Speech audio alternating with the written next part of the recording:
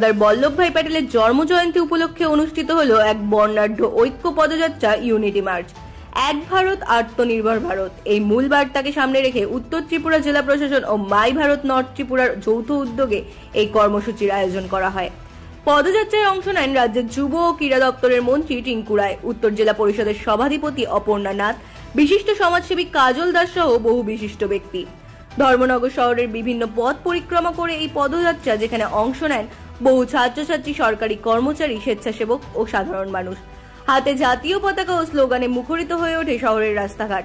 অনুষ্ঠানে বক্তারা বলেন, সর্দার বল্লভভাই প্যাটেল ছিলেন ভারতের ঐক্যের স্থপতি। তার দেশপ্রেম ও নেতৃত্ব আজও অনুপ্রেরণার উৎস। এই পদযাত্রার মূল লক্ষ্য জাতীয় ঐক্যের বোধকে আরো শক্তিশালী করা এবং তরুণ প্রজন্মকে আত্মনির্ভর ভারতের স্বপ্ন পূরণের পথে উদ্বুদ্ধ করা। দেশ জুড়ে সর্দার প্যাটেলের জন্মজয়ন্তীকে কেন্দ্র করে যে ঐক্যের বার্তা ছড়িয়ে পড়েছে, ধর্মনগরের এই আয়োজন ছিল তারই এক উজ্জ্বল নিদর্শন। দেশপ্রেম, ঐক্য ও আত্মনির্ভরতার অনন্য প্রতীক। Bureau report, রাতদিন Tripura.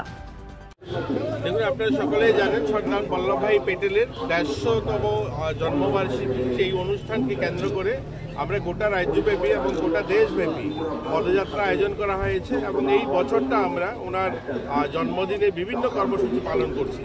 সেই মোতাবেক আজকে আমরা ধর্মনগরে উত্তর ত্রিপুরা জেলার আমাদের পদযাত্রা শুরু হবে এবং এই পদযাত্রার মূল লক্ষ্য হচ্ছে নেশামুক্ত সমাজ নির্মাণ করা এবং স্বচ্ছ ভারত নির্মাণ করা, স্বদেশিকতা বাড়ানো। আমরা প্রত্যেক মানুষের কাছে আহ্বান রাখবো আজকের এই সময় যে মানুষ স্বদেশী দ্রব্য যেন কেনে এবং ব্যবহার করে। এতে করে আমাদের দেশ আত্মনির্ভরতার দিকে এগোবে এবং এই আত্মনির্ভর ভারত নির্মাণের সংকল্প নিয়ে আজকে আমরা এই পদযাত্রা চলবে।